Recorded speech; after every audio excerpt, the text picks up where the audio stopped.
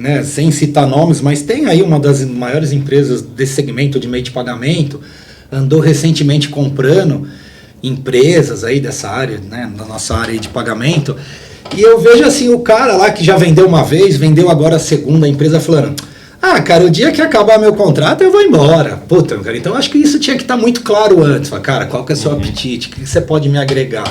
É lógico que às vezes os caras abocanham uma empresa tão grande de faturamento que realmente deixa o cara ali por um tempo também, até para os no compete, né? Para não deixar o cara fora de mercado.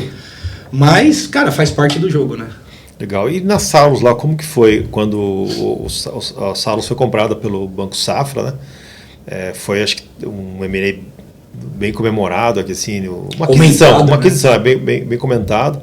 E você estava lá nessa época, né? Você viveu tudo isso, né? Você recebeu o pessoal do Safra lá para falar com eles. Como que foi isso daí? Então, Daniel, a sua experiência em todos esses M&As anteriores contou muito, acredito. Sim. Não, na real, isso que, para deixar claro, né? Que eu tinha comentado aqui na história da Touch One com a Saurus.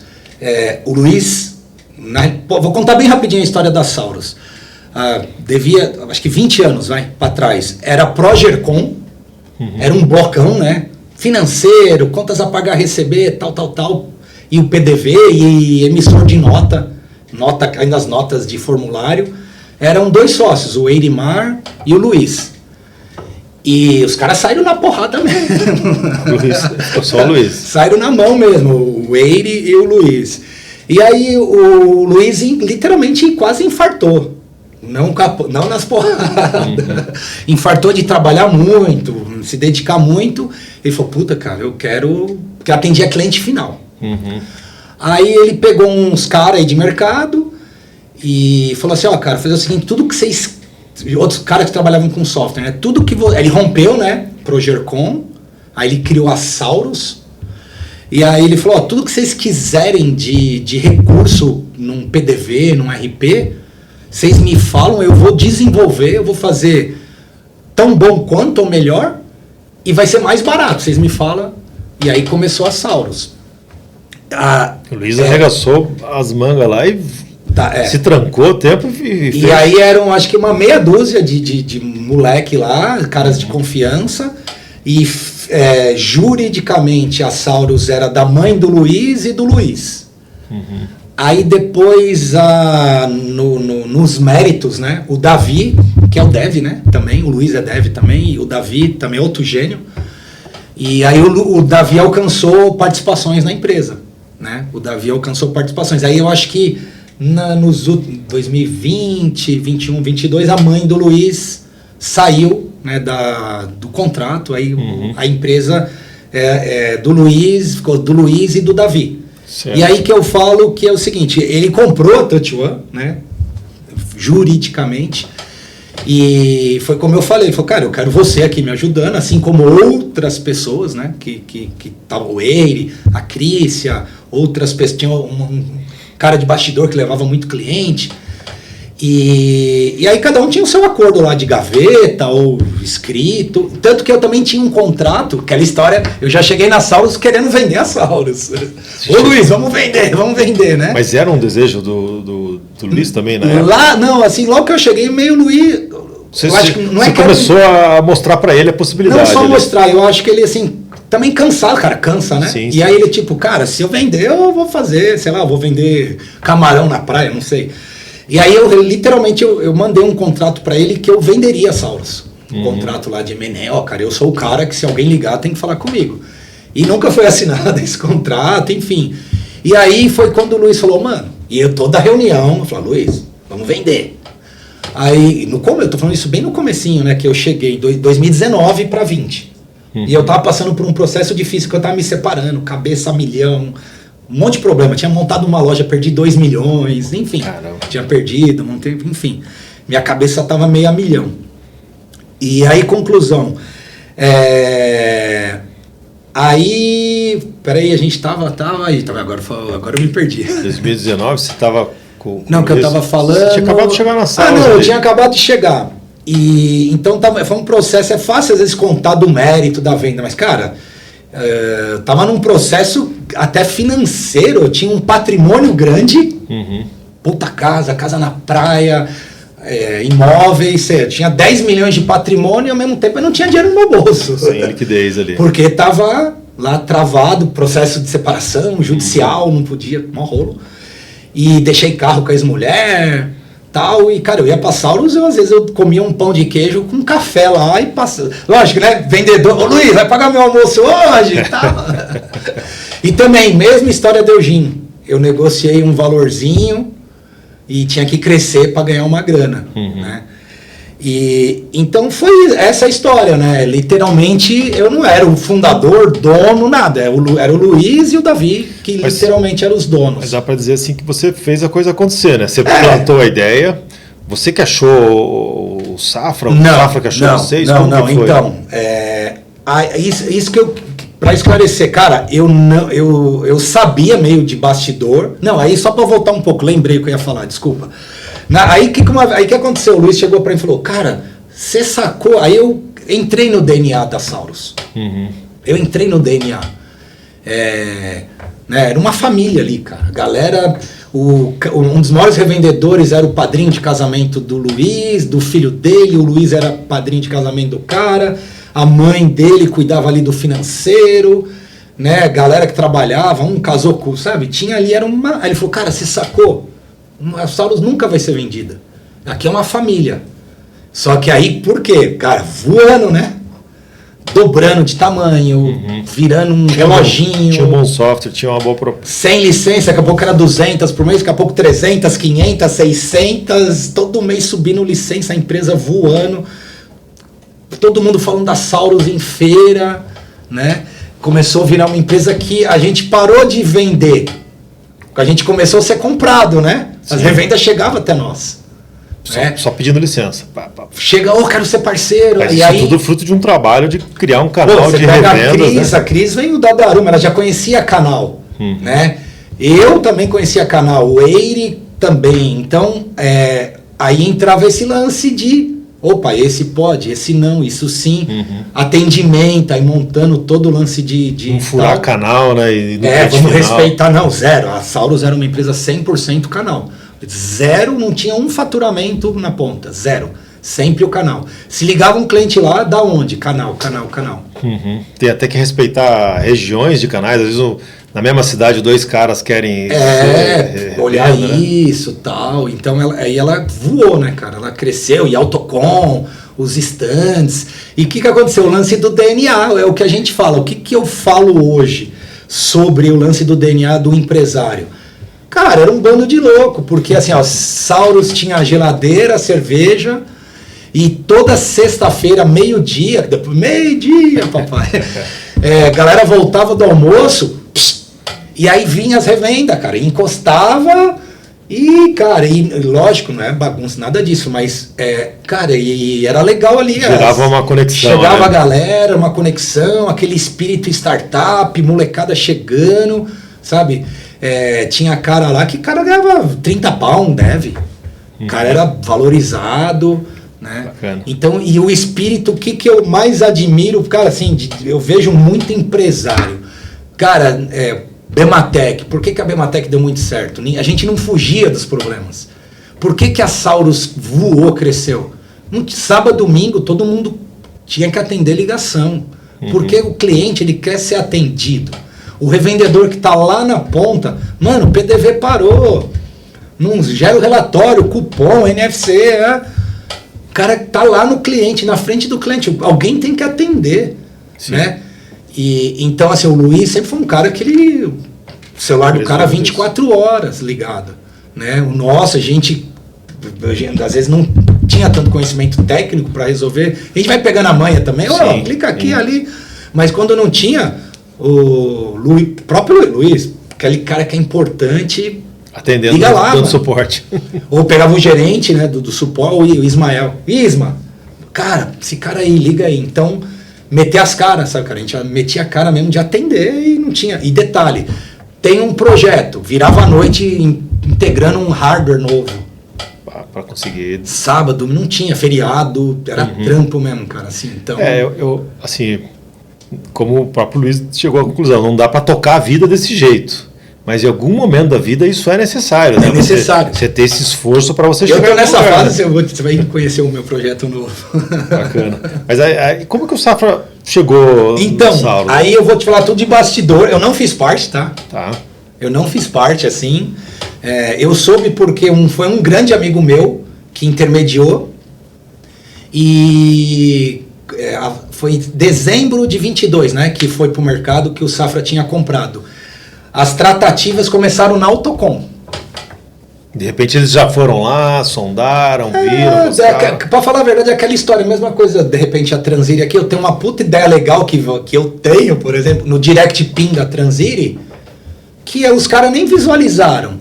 E aí alguém buzinou, opa, o Hugo tem um negócio que pode estar no Direct Pin. Foi isso que buzinaram. Ô Safra, vocês têm aí um ecossistema que eles queriam construir um ecossistema, igual todos os outros adquirentes têm, Rede, Stone, PagSeguro. O Safra tem o Safra Pay, ele queria construir um ecossistema. E dentro desse ecossistema, alguém buzinou lá para eles, né? Jogaram lá Vocês precisam de uma empresa de uma PDV. Vocês têm que comprar uma empresa de PDV. E é lógico que, cara, todo mundo quer ganhar dinheiro. Qualquer ser humano. Então, se o cara tem o contato do cara do Safra, jogou uma puguinha, tem o contato da Saurus, ele fez esse meio de campo. E aí o Safra, opa, né? O Pedro Coutinho estava acabando de chegar, né, no Safra Pay também.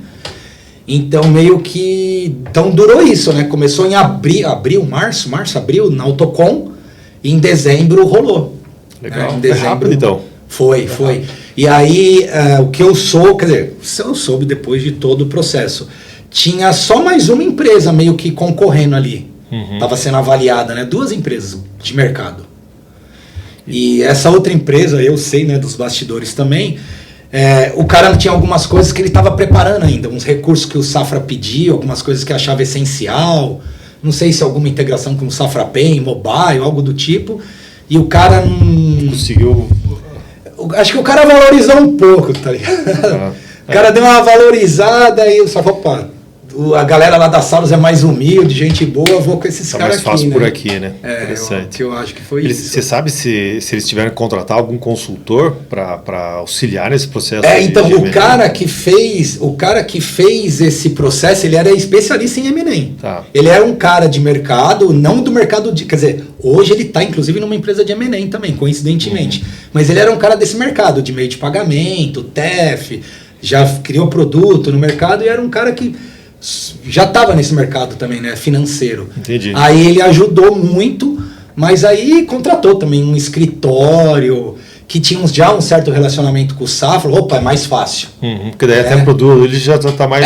já está ali e tal, e aí os caras... Nessa época, não sei se... Eu estou fazendo perguntas sobre eles. Cara, se eu puder falar, né, se eu não for preso, a hora que eu sair daqui tá tudo certo. Assim, eles já tinham uma ideia de quanto eles valiam? Eles já tinham um valuation feito por eles mesmos ou não? Você fala o Safra ou a Saurus? A Saurus. Foi o que eu falei. A Saurus começou a ter muita especulação. Tá. Daí já começou... vamos ver quanto que a gente vale. Teve um grupo muito grande de mercado que não tinha nada a ver com software, que queria entrar em software da área de varejo, sondou, né? Uma outra empresa de meio de pagamento também sondou, né? Então ali já estava sendo feito um estudo, já dá para ter uma ideia, né? Porque, cara, hoje também você dá um ChatGPT, um Google, no mínimo você tem uma visão mínima de valor. E aí você começa a entender outros valores que são levados em consideração. No caso da Saurus, tecnologia, né, o lance de ser disruptivo. Porque, o canal que já tinha... Principalmente o canal. A Saurus tinha desenhado uma ferramenta também muito assim de mandar uns leads para o canal. Aí o Safra viu isso também. E principalmente, cara, eu acho que o DNA assim, da empresa, a vontade da galera, né? E o canal também, né? E porque já estava tendo um movimento, né? A Stone tinha comprado a Lynx tinha comprado a Hyper e depois a Stone comprado a Lynx. E os programas de... PagSeguro tinha comprado também umas empresinhas. Né? O Santander tinha comprado o Immobile. Então, aí eu falo, talvez você me pergunte, Cara, valeu, foi um bom negócio pro Safra, pra Salos. Eu ia te perguntar isso. Então. Quer perguntar ou você já quer que eu fale? Não, pode desenrolar. Não, qual hoje seria a minha opinião? Qual foi a leitura do Luiz? Né? E é muito legal, o Luiz é um cara muito transparente, aberto, e ele contou tudo isso para a empresa, né? Por que ele optou, quando ele anunciou numa segunda-feira e era para ser divulgado quase um mês depois, aí vazou, assim, muito antes. Entendi. Ele teve a preocupação de falar com os funcionários. Com os funcionários e explicar o motivo. Então, assim, qual foi a preocupação dele por causa de toda essa movimentação, né, da Stone, da Pag e tal, ele achava que os bancos iam dominar, ia arrebentar com os RPs, né? Quem não se adequasse ou não fosse comprado, eles ia morrer. O ecossistema engolia a software house. Olhando, por exemplo, um banco que tem muito dinheiro, pode até dar software de graça durante 2, 3 anos, só para quebrar todo mundo, né? Sim, então, aí a preocupação dele era essa. Então, foi um dos motivos, foi a motivação principal. Uhum. Né? Não temos outro caminho a não ser fazer isso aqui. Vamos, tá, eu vejo, cara, palavras, né, do dia a dia ali, os bastidores. Aí agora eu vou falar Hugo, olhando como um cara que hoje conhece o mercado, e o consultor também, eu sou muito amigo do cara, irmãozão do cara, né? Já até fizemos negócios juntos. Ele falou, cara, você tá confortável? Eu acho que você não deveria vender. E eu também acho que não era o momento. Porque poderia ter mais tração, que a gente tava voando, cara. A empresa tava... Era 1.000 licenças, cara. Agora tava batendo... 1.000 licenças mês? Cara, era 1.000 licenças mês. Tava muito negócio... E voando, cara. E voando. Então, eu acho que se tivesse tido mais um aninho, com calma, podia ter sido... para Saurus, muito melhor, né? Financeiramente falando, tá? Aí, é lógico que na vida é isso, irmão, não adianta. Né? Não, isso é o que tá escrito aqui, ó, tem poder quem age. Exato. Cara, vai errar, né? Ou você erra ou acerta, não tem, né?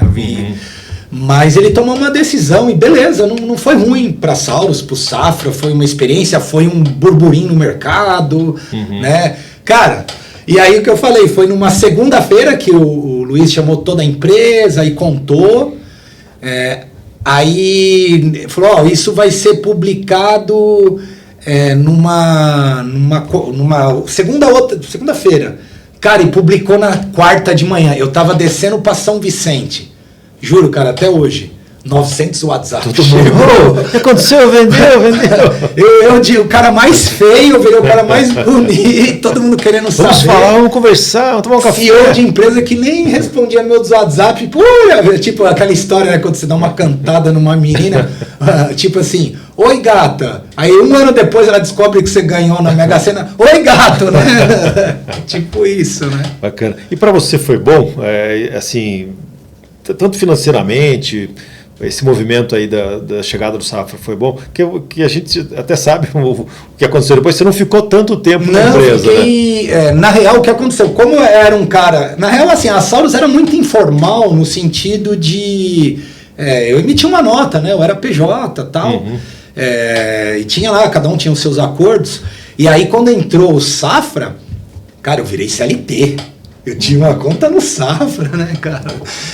E aí, aí eu vou dar uma opinião do Hugo, tá? Pelo amor de Deus, a minha opinião. Cara, a Saurus perdeu o DNA que ela tinha.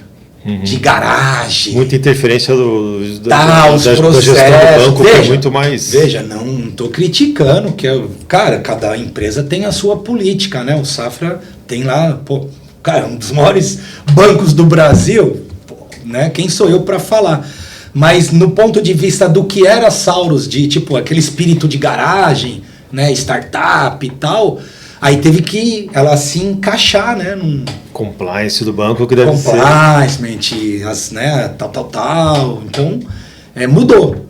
E aí, não sei se você quer perguntar alguma coisa sobre isso, mas aí entra, Daniel, o que eu te falei lá atrás.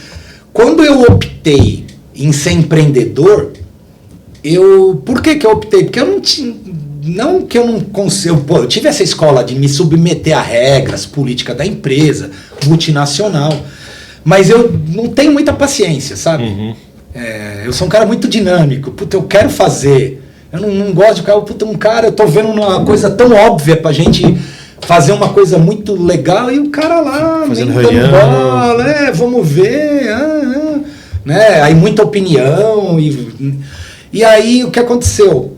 Virou isso, né? O Safra criou as regras e eu sou o cara louco de querer criar as coisas, né? E começou a entrar assim, pô, os caras compraram uma empresa porque existia um DNA ali. E daqui a pouco os caras começaram a questionar um pouco esse DNA. Pô, mas o concorrente faz isso, e nós não temos. Opa, como não? Tem aqui, como não? Então, tipo, puta, cara, se os caras viram um valor, agora os caras estão meio desmerecendo esse valor que cada um aqui tinha, as ideias.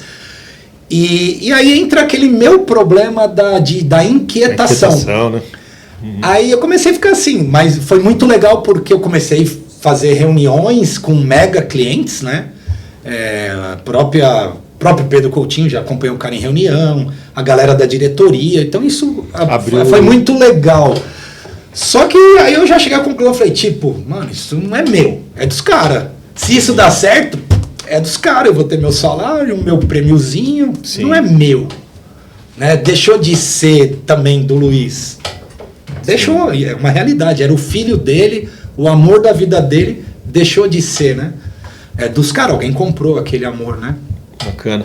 Aí entrou a inquietação, falei, cara, aí eu tenho muita amizade com a galera do Delivery VIP, já ajudava os caras, tal.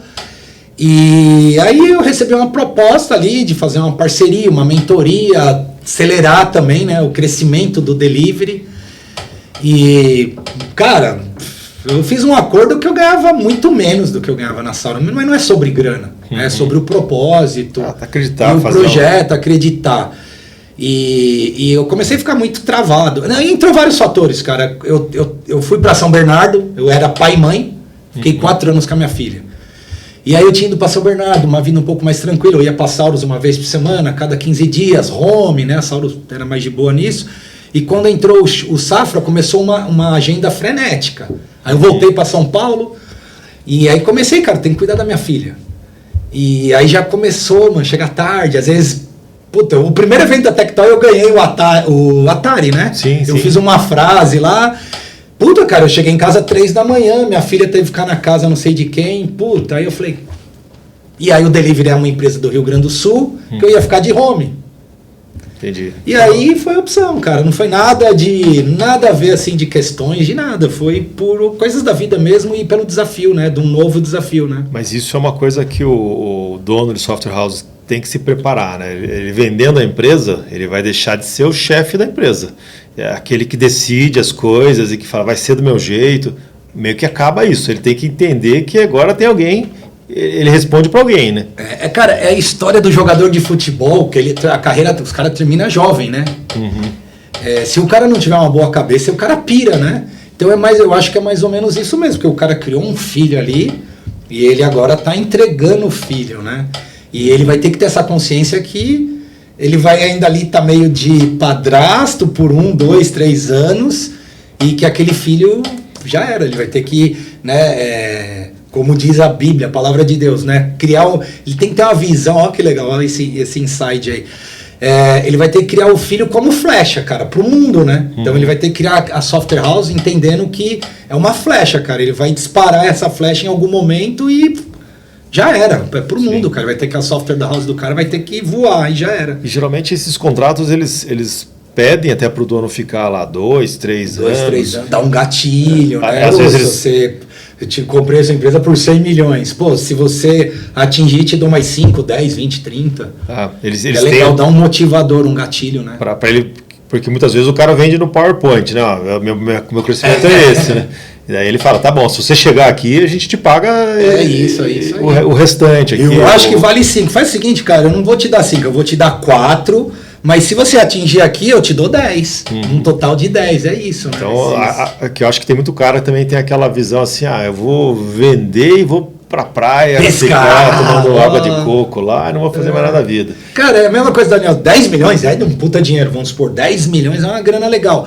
Hoje, cara, um apartamento aqui em Moema, você vai ter uma cobertura, então, né, o dinheiro não é tudo, né? E fora, assim, o cara que criou uma empresa, talvez um self-made man, fez tudo sozinho, ele tem essa inquietude, né?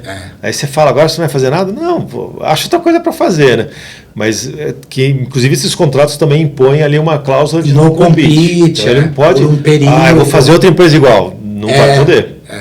Durante um bom tempo, provavelmente ele não vai poder fazer. Na minha opinião, eu acho que é até legal para o cara sair fora da caixa dele, né? O cara tinha um software de food, talvez o cara fazer um software de clínica, um software para a indústria automobilística, sei lá. Ou vai montar uma pet shop, ou vai montar uma escola de surf na praia. Ele tá com a grana agora, né? Fica mais fácil fazer as coisas, né?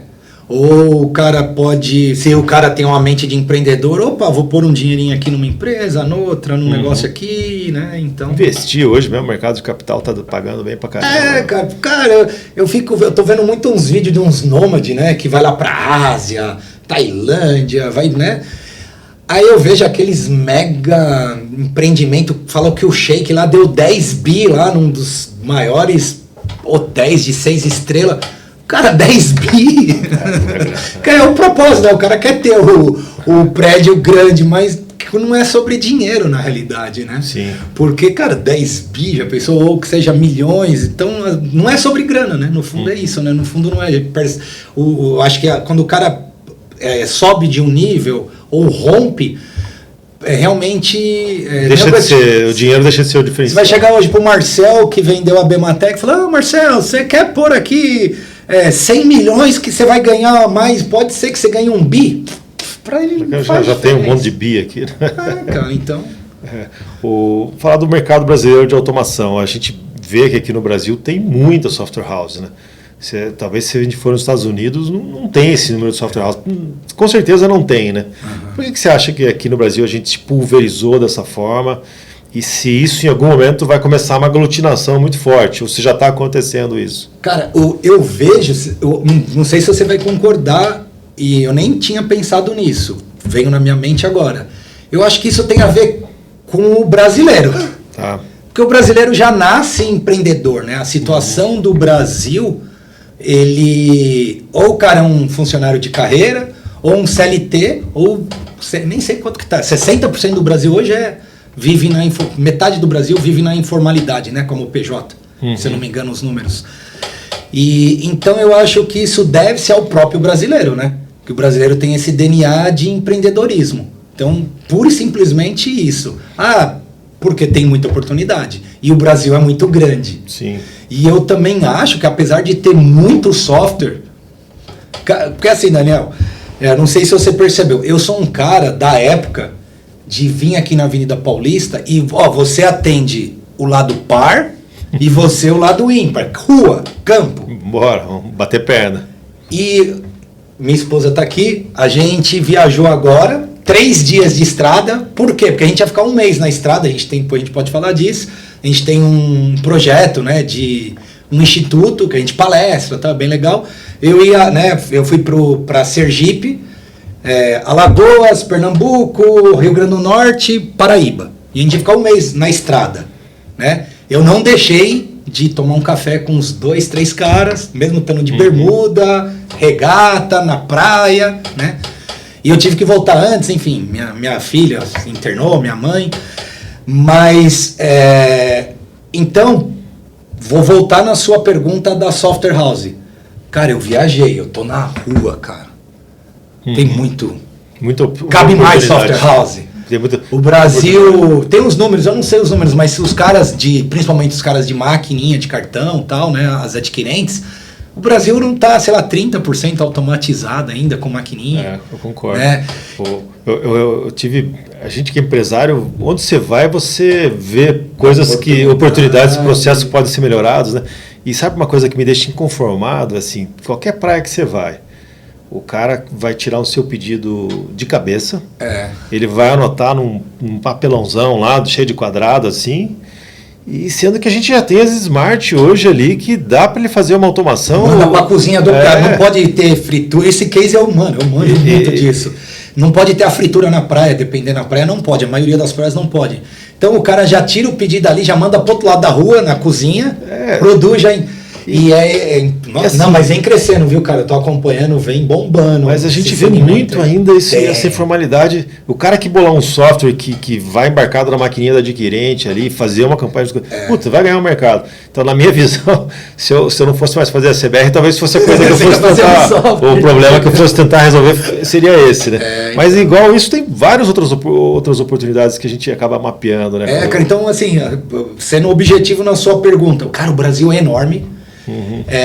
Infelizmente, cara, eu tive aí infelizmente é um problema educacional, né, cara? Tem cara que não sabe ler e escrever. Eu fui para um interior do interior. O meu tio fez uma pergunta para mim lá assim: você tem estudo? Eu pensei que ele queria saber, né? Eu sou PD, faculdade de marketing. Eu cheguei a fazer MBA de gestão de negócio em turismo, e agora eu não tenho nada para fazer, eu vou fazer uma pós de teologia. Aí quando meu tio, ele queria saber se eu sabia ler e escrever, só, ele não queria saber se eu tinha essas formações. Então tem essa realidade no Brasil. Acho que então, por isso que eu vejo, cara, um campo para a área de software imensa, cara. É por isso que, falando de M&A, fusão, aquisição, por isso que o Brasil, cara, é um celeiro todo mundo olha, cara. Dificilmente a gente vai ter um grande player de software que domina o Brasil inteiro, em várias as áreas, né? Cara, tirando os caras que vêm, né, de tradição, uma TOTOS, uma Lynx na nossa área, e outros caras aí, uma SAP e tal, e quantos outros softwares, Sank, outros RPs, mas tem espaço, cara. Eu vejo muito espaço, né? Estou prestando serviço para uma empresa de SAP. Os caras têm uma fábrica de software. Cara, tem muito mercado, cara. Tem muito mercado. Hoje você tem atuado aí como consultor de fusões, aquisições, ou o pessoal te procura muito sobre esse assunto? Sim, não, o tempo todo é assim, muito dono de software house querendo que você resolva a vida dele ali? Assim, eu andei palestrando e tal, aí tem acho que uns 4 caras assim, que eu assim, tô até ajudando, e o legal que tem uns caras que assim, não é o momento e o cara acha que é. Tá. Né? Legal, tem um cara que eu tô fazendo uma mentoria com ele, e eu achei legal isso. O próprio cara chegou para mim e falou: Hugo, eu cheguei a uma conclusão, eu vou dar uma segurada, me espera uns 6 meses que eu vou melhorar umas coisas aqui. Mas tem isso também, o cara às vezes nunca tá pronto, né? Nunca tá no estado de arte. Mas mesmo no caso dele, esse cara precisava pôr uns recursos lá, senão ele não ia... Porque tem isso também, né, cara? Senão ele perde também valuation. Sim, exato. Se ele não tem um mobile, não tem uma... Né? Então, mas eu costumo, cara, assim, na realidade, aquilo que eu nunca estudei, né? Foi na prática, eu nunca fui lá na Faria Lima fazer um curso. Então eu sempre tô no meio disso, né, cara? Os caras ligam: você tem uma empresa assim assado? Eu tenho essas, né? E sabe o que eu vejo, Daniel? Assim, pensa numa pirâmide, né? Você tem os banqueiros, né? Os caras que mandam no Brasil, os caras que têm da grana, sim, essas famílias. E aí você tem aqui a parte do meio, né? De caras que um dia tiveram aqui, romperam, não só financeiramente, mas venderam empresa, aprenderam e hoje fazem fusão, aquisição, M&A, tem network. Eu vejo isso. O presidente do Brasil, o presidente de qualquer nação, qualquer pessoa, ela vende, né? Qualquer ser humano tem que vender alguma coisa, senão não vive. E tem aqui. Então, às vezes, esse cara daqui não tem esse acesso. Certo. Mas esse cara aqui, ele não é bobo, ele sacou que ele pode vir aqui e levar para esses caras. Entendi. Né? E ganhar. Então esses caras me ligam o tempo todo, cara. Você tem uma empresa assim, tá muito na moda, as bets, a sub, as IPs, essa área de pagamento tá muito, né? Aí você olha para sua rede network lá, quem que eu conheço que tem esse perfil e pode... às vezes o cara tem o perfil, mas ele não quer ou não está preparado.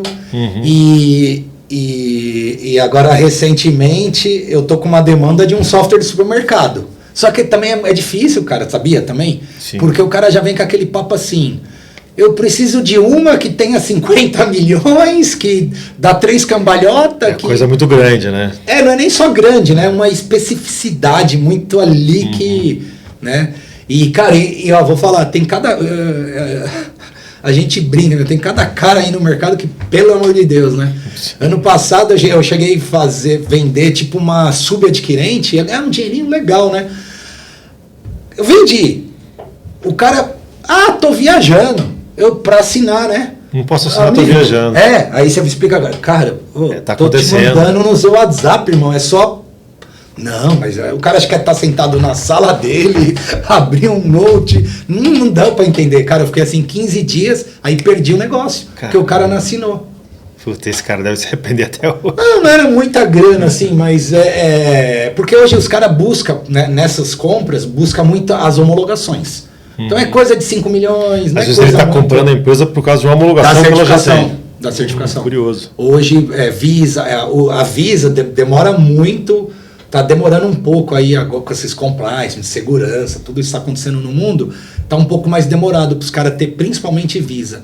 E aí quando a Sub tem, algum cara tem a Visa, puta, ele prefere comprar o cara do que entrar na fila. Não, ele vai entrar na fila, ficar 1-2 anos, então ele paga. Resolve o problema da homologação. Daqui a pouco eu vou me especializar em Sub, porque tá bom esse... Que interessante, cara.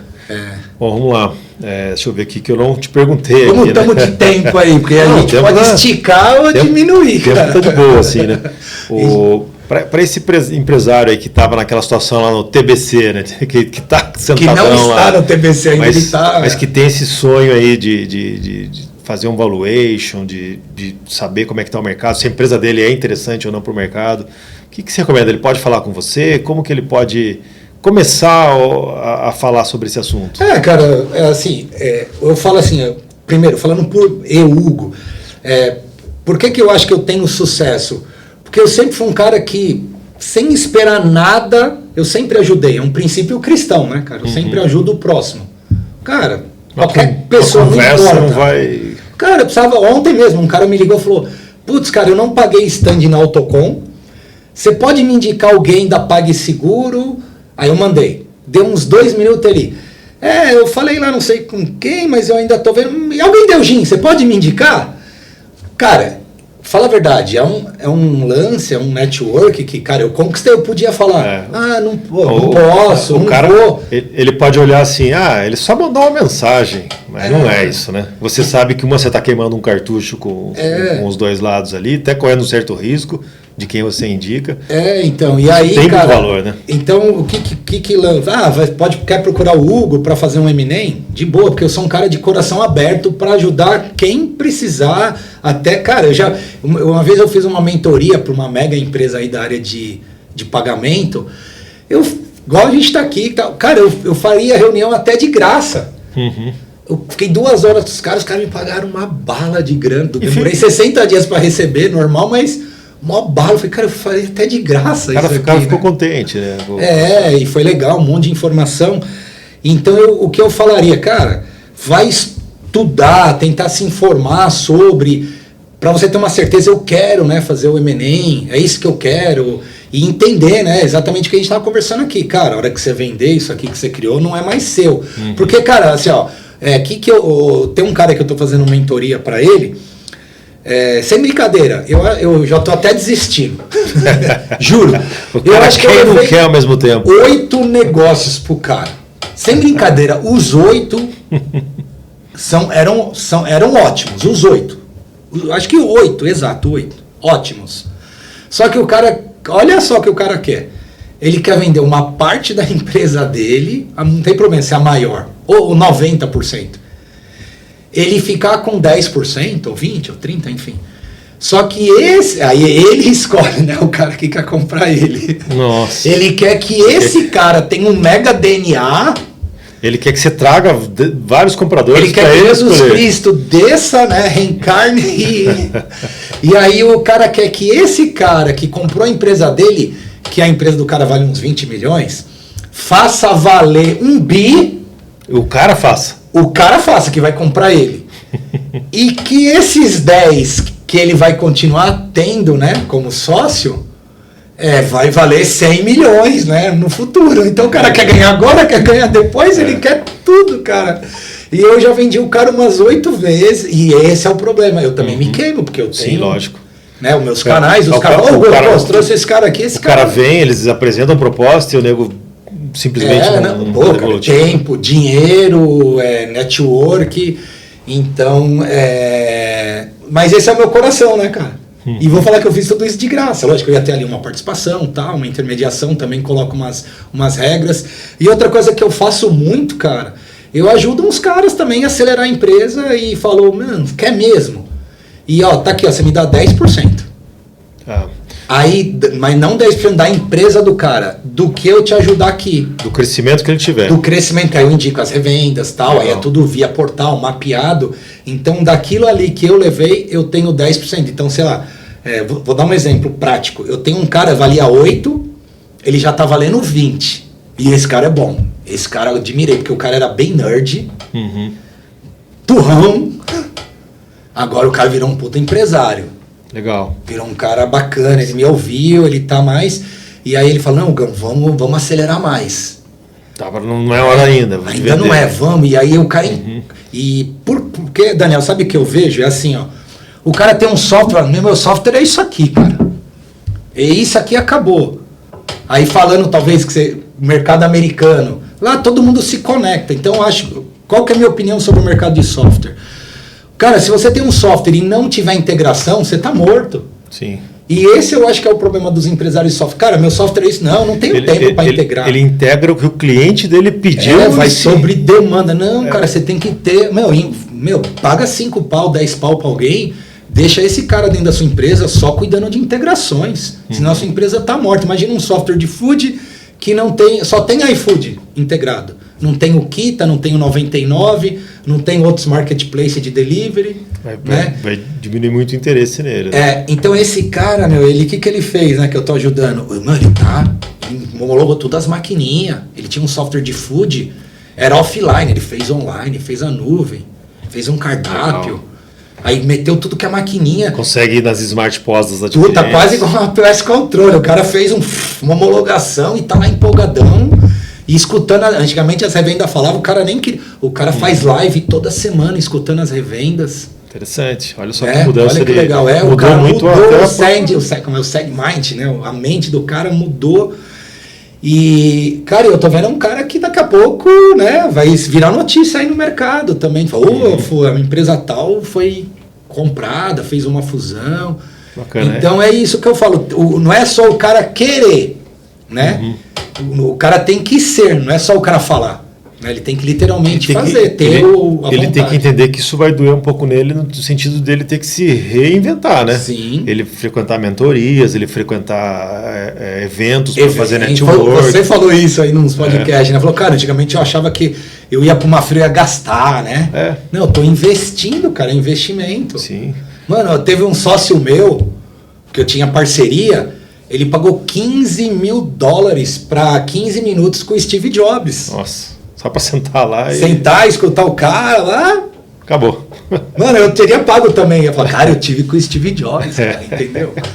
Né? Bacana, mas isso me dói até um pouco, que a gente faz o dia da CBR, é um evento pago aqui em São Paulo, e a gente convida empresários de software para estarem lá, né? E quem que está lá? Tá os adquirentes, até concorrentes dele vai estar lá, e se ele fizer esse network com os concorrentes dele é muito bom. E a gente lógico, faz ativo para vender o ingresso. E a gente escuta muito isso. Ah, mas é muito gasto, vou ter que pagar o hotel, ainda tem o ticket, tem o aéreo. Ah, não está dando, sabe? O cara ele não enxerga que ele ir lá vai mudar a cabeça dele, vai de repente até aparecer negócios muito estratégicos para ele. Né? E aqui eu falando do dia da CBR, lógico, mas é uma Autocom também. Sim, qualquer, cara, as feiras regionais, feira do empreendedor, cara, é muito barato. É muito barato. Eu vou falar, o retorno, tem um cada história, cara, assim, umas loucuras que a gente faz, mas é isso, cara, tem que meter as caras. E quer ver, Daniel, uma outra coisa que eu fiz, eu parei um pouco, porque cansa. A gente tentou criar um movimento de fazer uma coisa disruptiva no sentido de dar complementariedade. Então, o que eu ia... Quando a gente começou isso, aí eu também parei, desencanei um pouco, Talvez pela falta de tempo e pela cabeça da galera. Mas a galera tem que ter a mente aberta. Então a gente estava fazendo o quê? Pegando um software, por exemplo, de food, um software de clínica, sei lá, um software de indústria, outro de roupa, outro de... E falou, galera, então vamos criar uma complementariedade, tá querendo fazer um portal, de até mesmo um cara que estava lá no Rio Grande do Sul, o cara que está no Nordeste não consegue vender no Rio Grande do Sul. Mas esse cara que está no Rio Grande do Sul, ele fala ali o gauchês, né? Ô, bate, vai, os gaúchos, né? É fechado o mercado, assim como no Nordeste. Ô, vem um paulista idiota aqui me vender lá no Rio. Pô, aí, minha mãe, vai vender nada, sai fora. Mas o seu revendedor ali vende. Então, aí a gente estava nessa pegada de pegar o cara de lá e o software dele, então, de clínica, entrar no cara do food que está aqui, ajudar a vender na clínica e o cara lá, só que engordar esse porquinho e vir alguém da vida e falar, opa, cada um sozinho aqui vale 10 milhões. Então são 10 caras, são 100. Opa, mas todos esses caras juntos vale 500. Né? Eu tentei fazer esse movimento, mas... muita vaidade para conciliar. Muita eu posso falar isso até de menos, porque é o ser humano, né, cara? A gente lida com o ser humano e tal. Mas o problema é o cara assim, mas eu vou ter que fazer isso no meu software. Vou ter que integrar.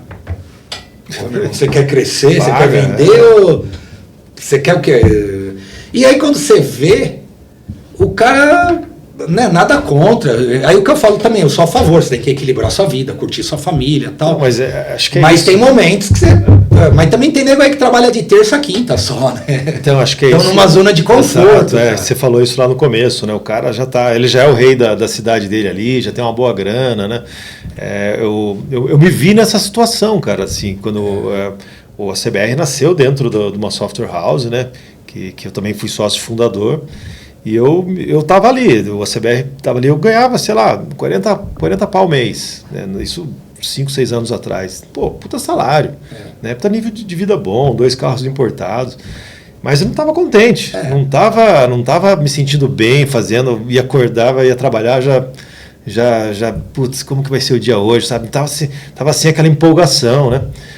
Foi uma decisão muito difícil para mim sair dali. Eu sabia que meu estilo de vida ia despencar e não ia ser fácil os acordos que eu ia ter que construir.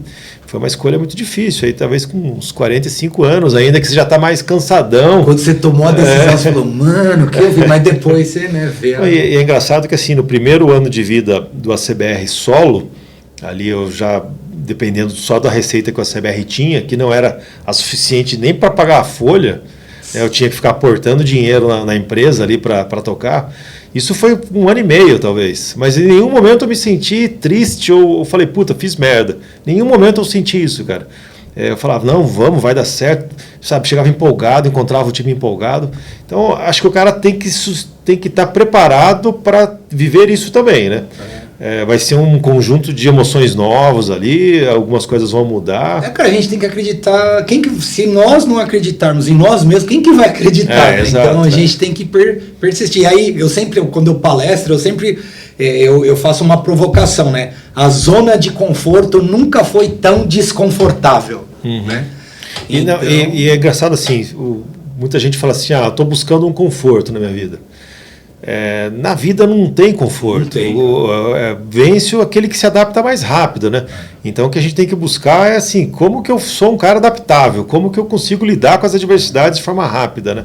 Porque você nunca vai ter um conforto absoluto, sempre vai acontecer uma coisa, uma doença, uma coisa ou outra, que vai mudar a sua vida ali, né? Cara, não, é isso aí mesmo, cara. E a vida é isso.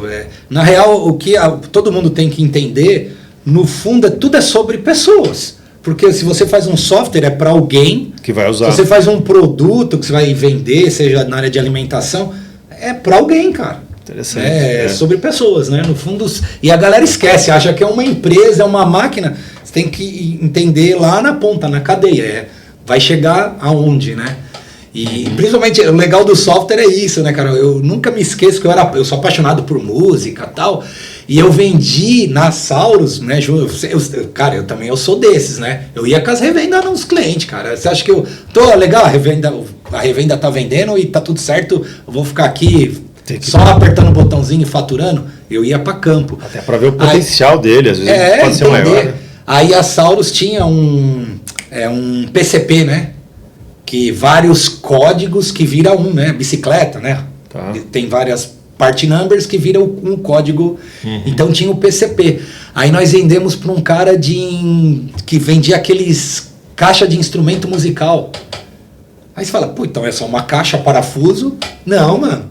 Tinha um monte de coisa, né, cara? Então, mó legal aquilo. E eu, apaixonado, via, quando você vai pro aeroporto, você vê aqueles caras com aquelas caixas, e o cara então tinha as repartições lá dentro, como é? Feltro que ele usa ali. Que usa, as dobradiças, parafuso, e tinha que pôr o custo da mão de obra. Nossa, o cara fez... Mano, é muito louco, né, cara? Então, essas coisas dão sentido, né? Não é só sobre vender e ganhar dinheiro. Né? É sobre tocar vidas, né?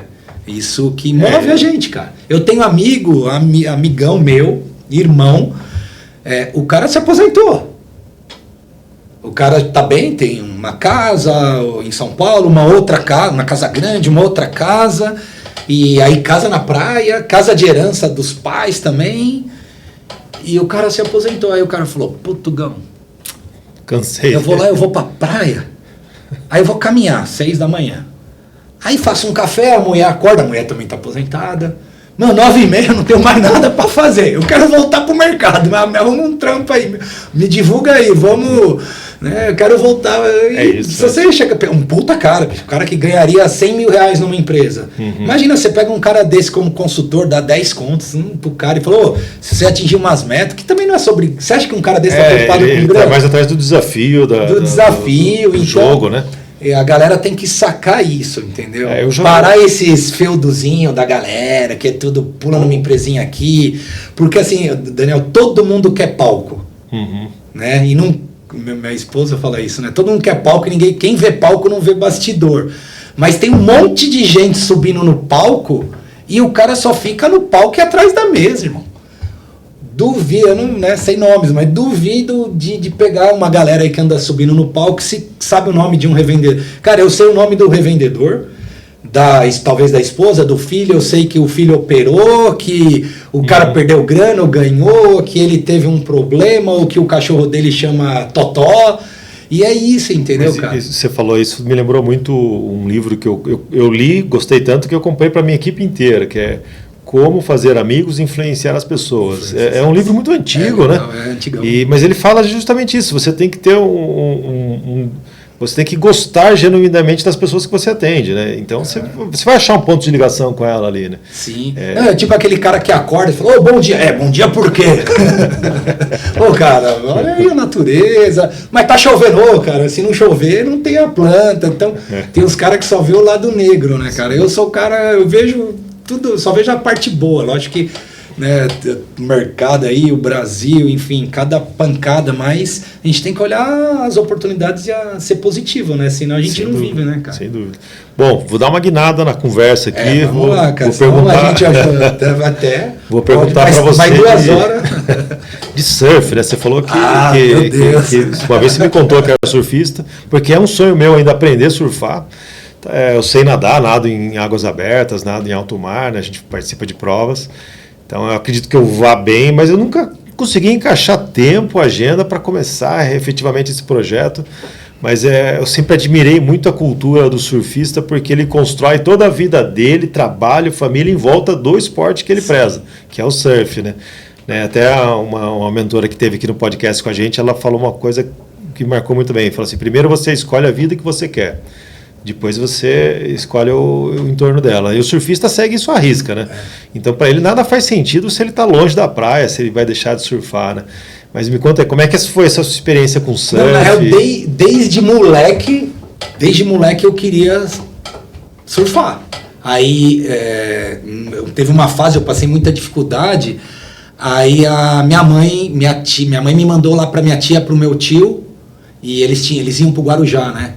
Cara, eu vi os caras, né, vindo com as pranchas e tal. Falei, meu Deus, mano, quero...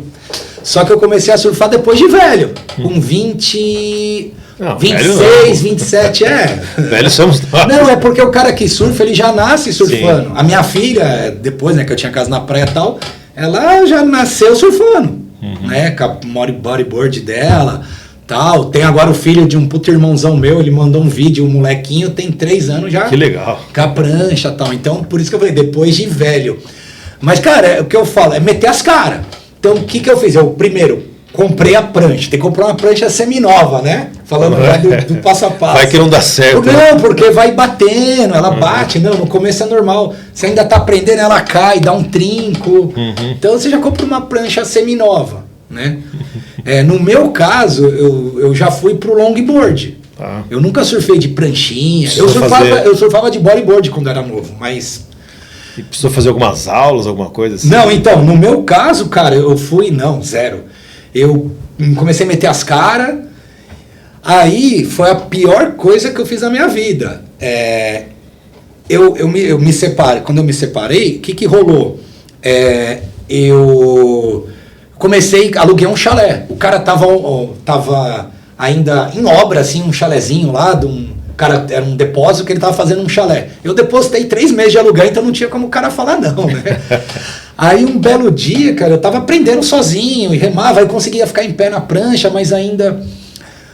Cara, aí uns amigos, aí eu conectei que hoje é meu irmão, né? E o cara era da Sueda.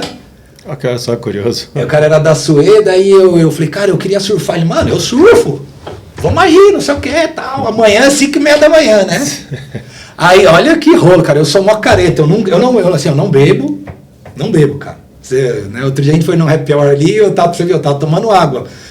Tomo, assim, socialmente, mas nunca bebi, nunca usei droga, né? Aí primeira vez que eu fui surfar, e tem esse lance, né? Com os caras, galera. Aí, vamos ali. Aí eu fui, vai com o meu carro também. Vários carros. Os caras, tem problema fumar maconha? Eu não sabia, né, cara?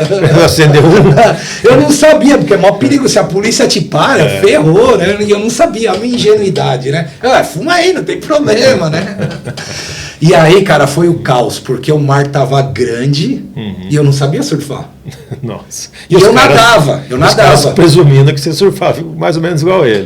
E eu nadava. Eu sempre nadei. Eu comecei a nadar com 16, eu sempre fui pra academia, treinei e tal, e eu nadava também. Eu treinava, corria e nadava. Então eu tinha um bom preparo, eu já sabia nadar, porque o surf, que nem você já tá na metade, pra você já tá legal, né? Se você nada, você já tem... Porque o segredo é a arrebentação, né? Ter o preparo físico pra você passar a arrebentação. E, cara, nesse dia, eu não sei porquê, deu sorte, porque a onda tem isso, né, cara? A onda, ela se forma, você tem que atravessar a arrebentação. Tava gigante o mar, mas eu consegui atravessar, varar. Bicho, vinha cada onda. Meu Deus, eu não vou descer eu vou morrer. Só que aí que foi o lance legal, porque já tava essa galera, que hoje os caras são todos meus irmãos, galera da igreja também. Era tudo louco que foi se convertendo, né? Todos loucos, também ex-drogado, tudo louco, cara, tudo louco. Foi todo mundo se convertendo, mas tudo do surf. E aí, nesse dia, eu tomei lá uns caldos, não consegui ficar em pé, pânico total.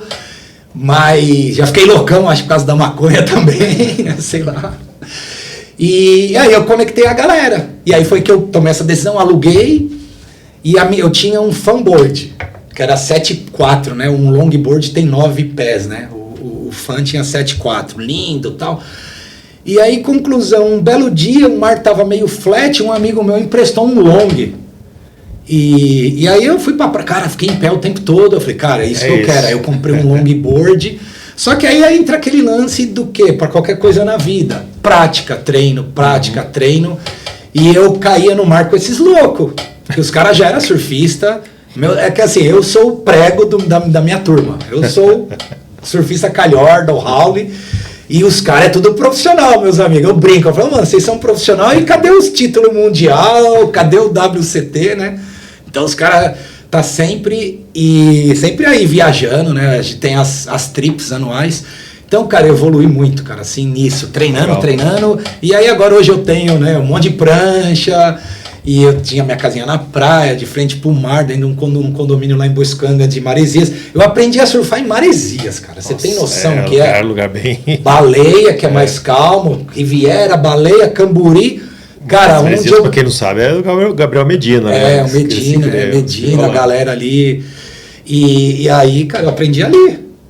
Ali, fui aprendendo, baleia, pegando, aí mais no power mesmo, foi em Maresias. E aí, cara, eu tô parado. Aí eu fui pro Peru já, foi uma experiência fenomenal na minha vida. Eu fiquei 10 dias no Peru, tem a onda mais longa do mundo, em Ticama. Você pega a onda, fica 8 minutos na onda. Nossa. É muito longo, só as pernas dói até. Eu não surfei Ticama, mas tem uma outra praia chamada Pacasmaia. As ondas lá são compridas.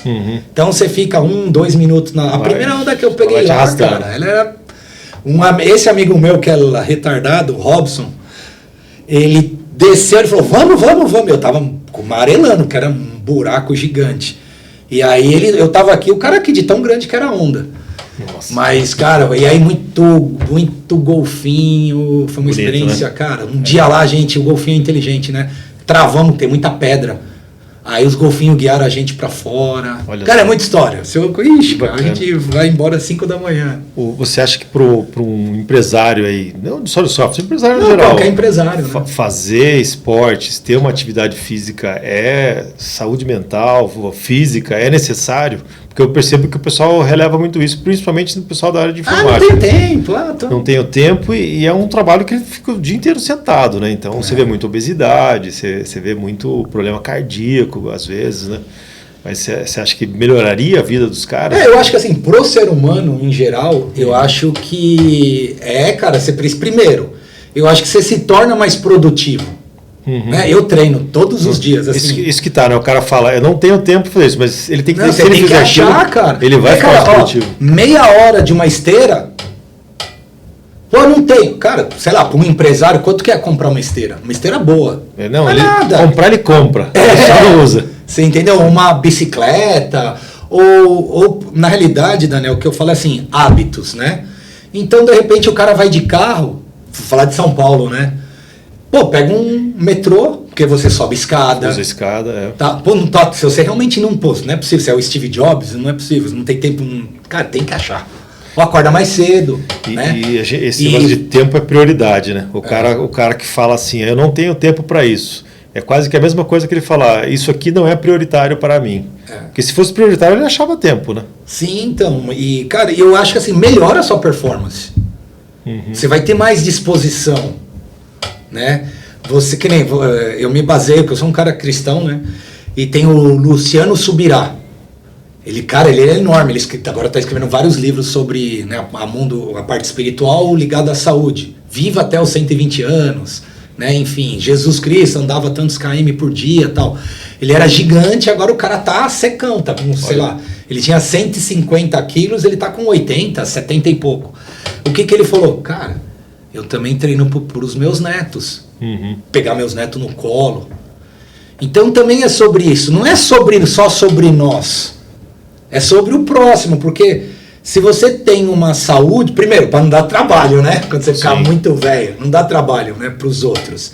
E também você ter uma saúde para cuidar. Seja do filho, do neto, do próximo, né? Da sua família, das pessoas que estão do seu lado.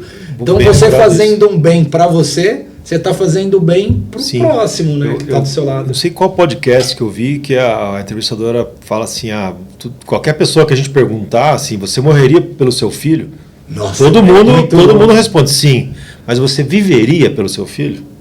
Porque do jeito que você está cuidando do seu corpo, você não vai chegar, você não vai viver muito tempo.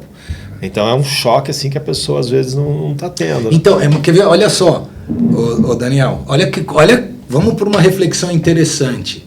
Você acha que o cara que ele não cuida nem do corpo dele, como ele cuida da empresa dele? Ou um funcionário, né? E é comum você ver CEOs de alta performance serem triatletas, serem muito praticantes de esportes, né? Eles não relevam isso, mesmo com a agenda frenética que eles têm. Eu lembro aí que Batista foi campeão lá daqueles iate louco dele lá, as lanchas supersônicas, sei lá. É sobre isso, cara. Você falou, o que me marcou muito, eu fui num evento da Web Automação, eu chorava, cara, juro, eu sou chorão pra caramba. Eu chorava de soluçar. A esposa do Almir Klink, cara. Uhum. Nossa, excepcional a palestra dessa mulher, cara. Meu Deus. É Marina Klink? Acho que é a Marina. Eu bati um papo. E detalhe, ela é prima do Carlos Burle, surfista. Eu falei, pego onda. Ela, meu primo é o Carlinho. O Carlos Burle. Eu falei, porra, meu. A história dela é fenomenal. Ela começou com uma foto. Sim. E aí o Almir Klink falou, desce daí. Você conhece a história? Eu vi uma palestra do Almir Klink e ela estava junto, né? Daí ele fala um pouco dela. E depois eu conversei um pouco com ela também. Ela subiu lá e falou assim, desce daí, porque ela tava lá no... vem aqui, ficar as crianças, não sei se as crianças estavam no barco, algo assim. Aí ela falou, não, eu tô aqui batendo... Não, isso aí só é umas fotos. Aí ela fez dessa foto um propósito. Uhum. Muito louco. Aí ela bate, documenta, aí virou em escola. Cara, muito louco. E fora a natureza, né, cara? O que eu falo, o surf, o esporte... Eu acho que tem essa relação com a natureza, né, cara? Isso é o que Deus deu pra gente, né, cara? Então...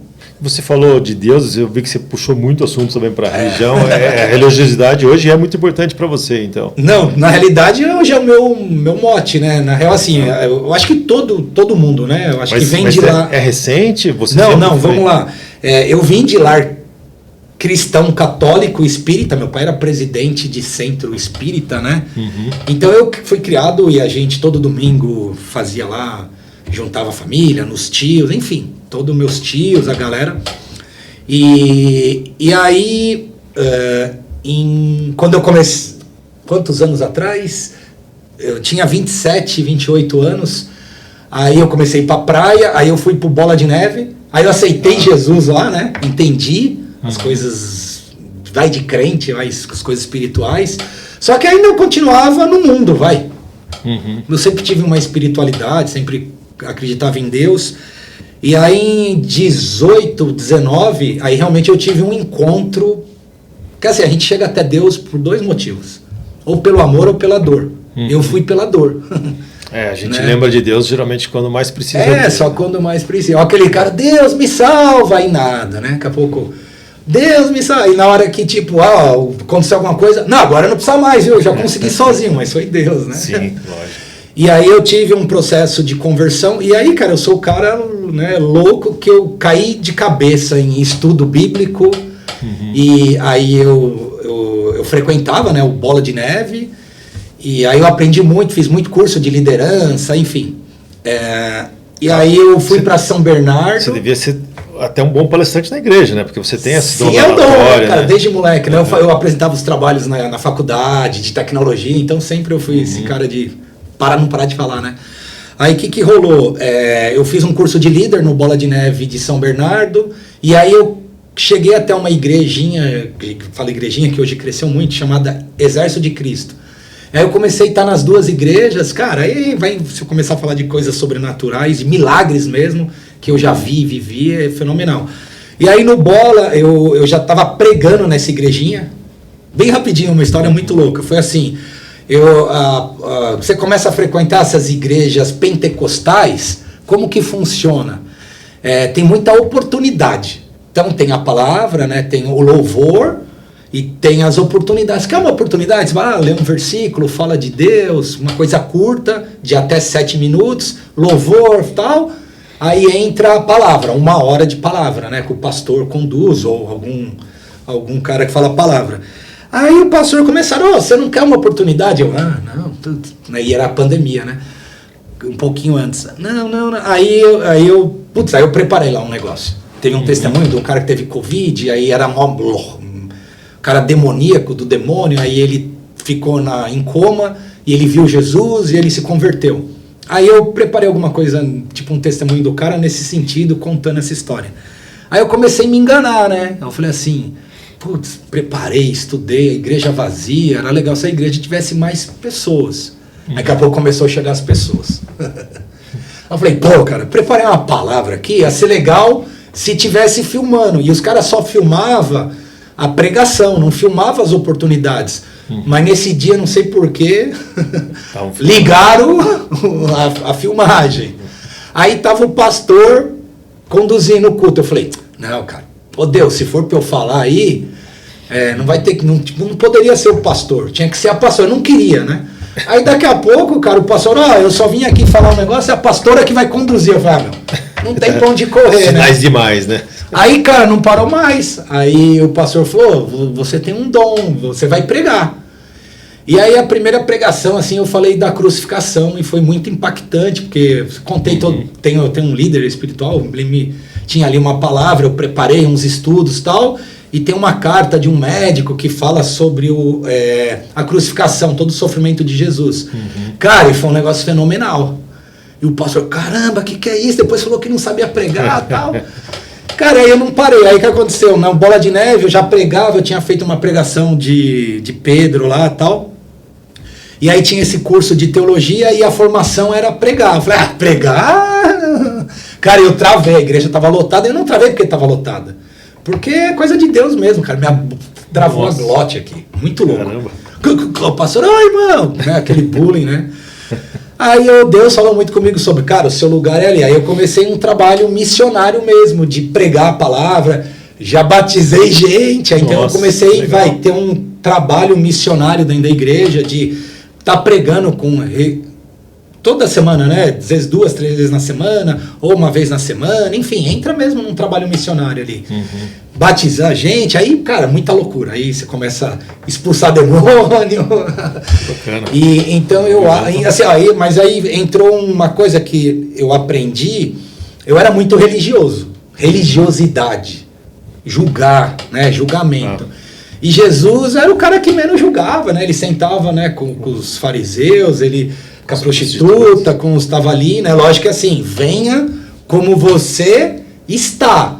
Mas você tem que se transformar, tem que existir uma metanoia, só não permaneça. Não é que Jesus sentou, tem galera que tem um monte de podcast aí gigante, famoso, tem mania. Você sabia que Jesus andava com as prostitutas. Mas é assim, você venha como você está, mas só não permaneça, né? Você tem que se transformar. Ele recebia as pessoas, né? Mas ele operava... Se transforme, né, cara? Você viva isso, né? Então, não adianta só você falar, né? Viva o que você prega, né? Então, cara, pra mim hoje, eu tenho, né? Com a minha esposa tá aqui, a gente tem um trabalho, aí eu fiz o lance disruptivo. Você conheceu sua esposa na igreja? Na igreja. Na realidade, em outra igreja. Eu fui fazer uma imersão espiritual no final de semana e tal, aí comecei a frequentar uma outra igreja. E aí eu postou ali na rede social, né? Legal, já comecei a seguir, já começou umas conversinhas, né? Legal. E aí foi intenso, porque também ela tem um trabalho dela de mulheres, né? Mulheres curadas para curar, enfim. Aí eu falei, amor, vamos fazer que é uma linguagem só para mulher. Aí ela tem 4 vezes ao ano, um evento para mulheres. Eu comecei a palestrar para mulheres, né, também, numa linguagem masculina. O que o homem pensa de um relacionamento, um homem com Deus, enfim. E não é só isso, tem um método, né? Ela é formada, enfim, lá com o Paulo Vieira, Camila, então ela aplica umas ferramentas. Falei, vamos levar isso para as empresas. Aí a gente meio criou um instituto chamado... como é o nome do nosso instituto? Ser e Viver. Ser e Viver. Aí criamos um instituto, Mente, Alma, Corpo e Espírito. E aí a gente palestra, né, nas empresas e leva uma mensagem. Tem Deus também, mas tem umas ferramentas baseadas em neurociência, enfim, bem legal. A galera se derrama, cara, chora. Sim. E Deus age ali, né?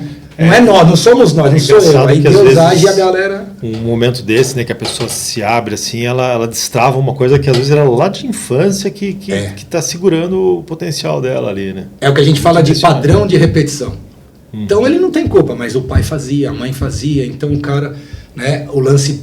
assim, na real, Daniel, o que eu vejo, o perdão, né, cara? Como é difícil a galera perdoar. E o não perdoar só afeta você. Você mesmo. É um veneno que você toma querendo matar o outro, mas você tá se matando. O outro, né, nem sabe que você tem aquela rixa dele aí, lá, né? Não tá nem aí, Bacana. Então, cara, eu acho que isso é um mote, cara, da nossa vida, né? Eu acho que... É isso que eu tava falando, eu criei um lance disruptivo no sentido de, assim, eu tinha muita religiosidade. E aí eu parei de julgar mais, isso é pecado, isso não é tal, e comecei a receber mais e entender, de transmitir uma mensagem que Cristo deixou, né, de ser um mensageiro, né, continuar o legado de Cristo. E então a gente tem essa missão, a gente tá nessa disruptiva, a gente tem um devocional, Café com Fé devocional, Agora tá meio parado, mas a gente toda quinta fazia. E o mais legal disso tudo não é que eu tô falando, é nós, não é nós, cara. É assim, o mover, o agir de Deus. Então, cara, já preguei onde pessoas iam tirar a vida. Nossa. E falou, cara, eu vi a pregação, não sou eu, é Deus. Famílias destruídas. E aí, a gente tava lá com a família, meio convenci, Deus mandou ir para a igreja. E quando foi ver, eu falei uma palavra lá, que nem tem uma palavra, José, né? José do Egito, que lá no final ele se reconcilia com a família também. Cara, a família se reconciliando. Que legal isso. Enfim, muitos testemunhos. Tinha um cara que morava no interior, o Café com Fé. Putz, cara, tava no interior desmotivado. Eu escutei você falando, voltei para São Paulo, me motivou. Interessante, né, cara? Saber que a gente toca nego pessoas chorando, que você nem conhece ali, né? Não, cara. Então, eu acho que é isso que eu falo que faz sentido.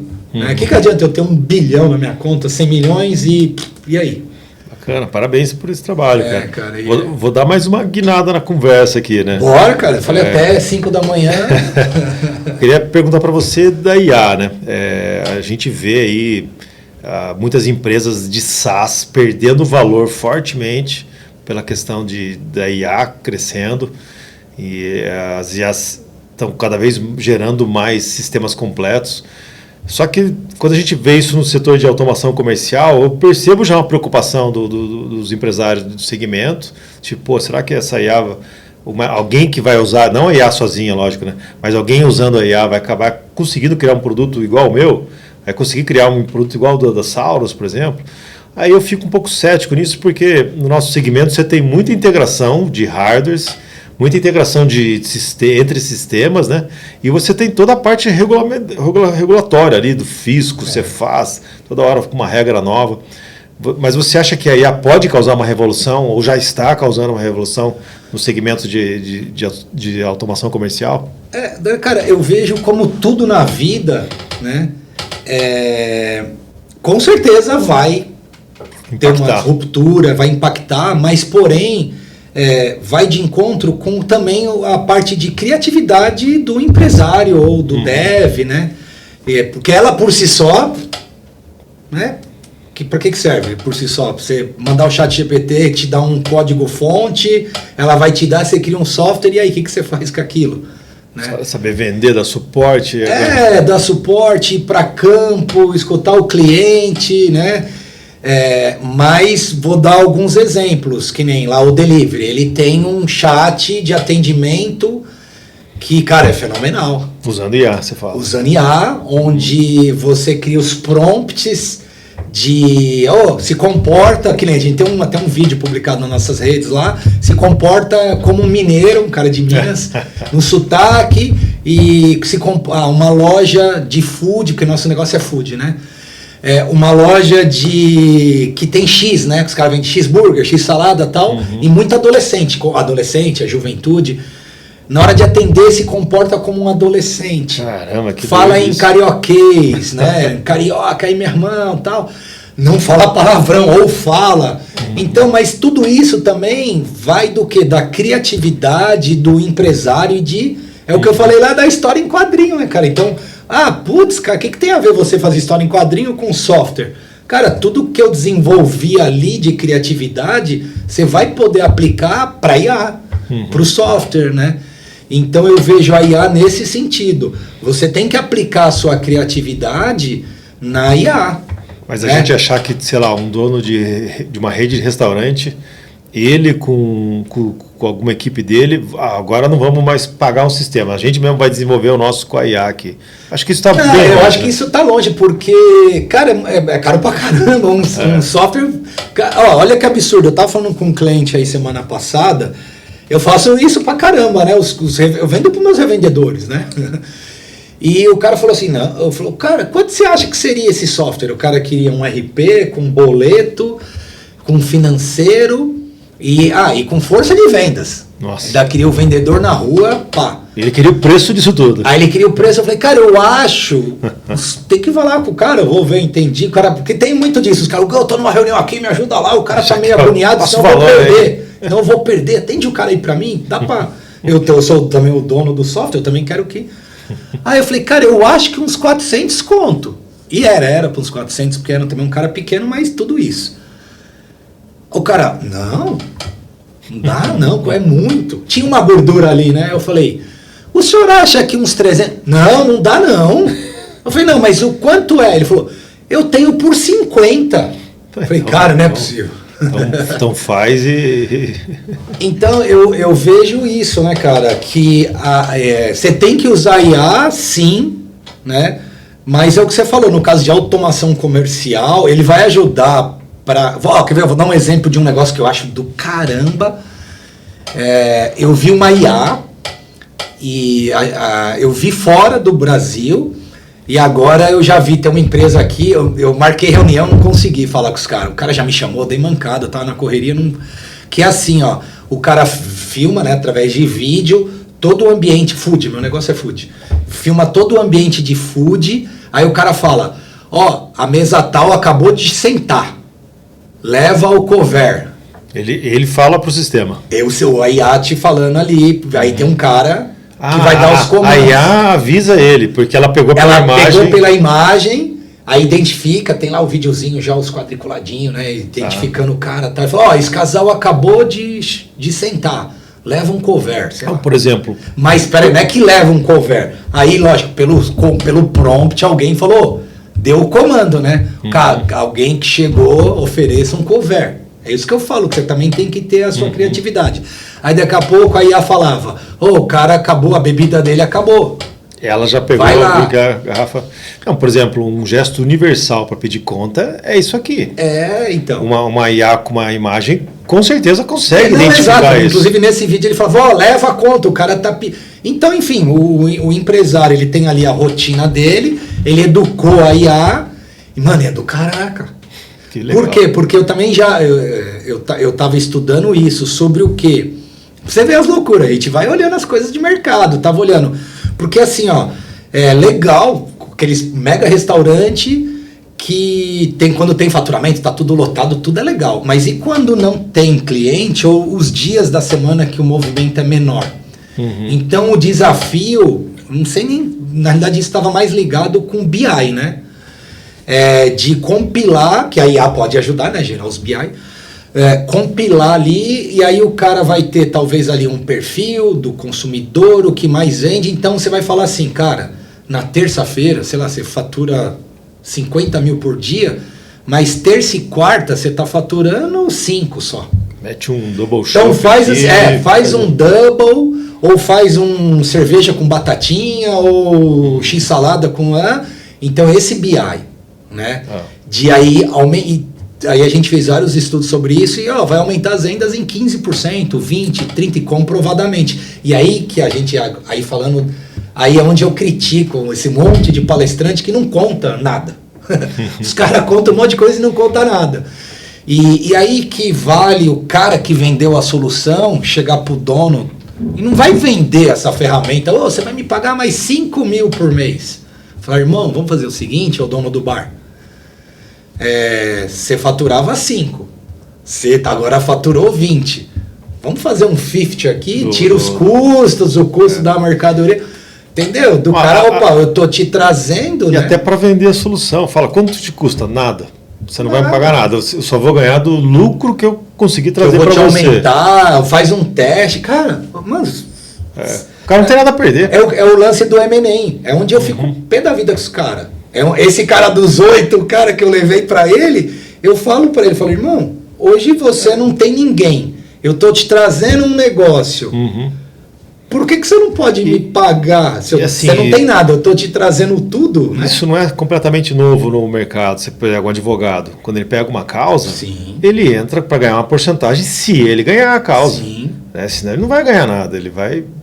Ô Daniel, sabe o que é muito louco? Eu não sei se acontece com você. O meu LinkedIn bomba. Cara, eu abro o meu LinkedIn, tem 100 mensagens. Aí hoje em dia tem todo mundo. Não, eu tenho uma ferramenta que eu, vou fazer a alavancagem, os leads, tal. Aí, juro, cara, eu adoro responder. Eu já tenho um texto pronto, né? Aí eu falo, legal, cara, minha empresa fatura 100 pau. Vamos fazer o seguinte, você tem essa ferramenta aí, eu cresço X todo mês, vou te mostrar o meu crescimento. do que você faz crescer, além do que eu já cresço, além, é meio a meio. Vambora? Vambora? Não, porque você tem que me pagar tem que ver minha ferramenta, tanto de setup, tanto de... Cara, eu tô dando uma chance do cara, meu. Juro, Daniel, eu faço nenhum engajou. Ninguém. Teve uma vez um cara que ele meio marcou, acho que é os caras que é SDR, né? Sei lá. Uhum. Aí marcou uma reunião lá com o CEO lá, o cara. Não. Desse jeito não vai dar. Desse jeito eu acho que não vai dar, não. O primeiro falou que topou, mas. Os meus FIIs eu quero aqui. Pra mim, imagina se eu. Sucesso ou não, você me paga. Ou seja, eu queria ter um cliente desse. Falar assim, Hugo, se você me ajudar a aumentar minhas vendas aqui no meu restaurante, no meu negócio, eu te dou uma participação. Eu quero um cliente desse, cara. Eu proponho tudo isso aos meus clientes. Você não tem, cara. Bacana. Um outro assunto que eu queria perguntar para você é sobre a reforma tributária, né? Que começou agora em 2026. Então, as software houses já tiveram um baita trabalho aí no final de 2025 para se ajustar, mas que ela vai se arrastar 8 anos aí, vai mudar muito a forma que a gente, como o comércio compõe preço de produtos, né? Então acho que vai ter empresário completamente perdido, tipo, tô vendendo isso aqui, tô ganhando ou tô perdendo dinheiro, né? Eles não vão nem saber muito bem no começo compor esse preço. Mas para a software house, você acha que isso é um pesadelo, porque vai ter que viver com 2 sistemas tributários por um bom tempo, ou é uma oportunidade de ouro, porque agora ela vira, de alguma forma, protagonista? É um pesadelo maravilhoso, cara. Não, é um pesadelo maravilhoso, porque aquela história, né? O cara tem que ser forjado e tem... já vou te dar um exemplo prático. Essa empresa, né, que eu estou prestando serviço... eles, olha, cara, exatamente, já vamos entrar na reforma tributária, na dor da reforma tributária. Tem não vou dar aí, será que eu não posso falar, mas tem um cliente grande, uma rede muito legal. O cara tem um RP grande, links, isso pode falar, não tem problema. E se perdia um monte de informação.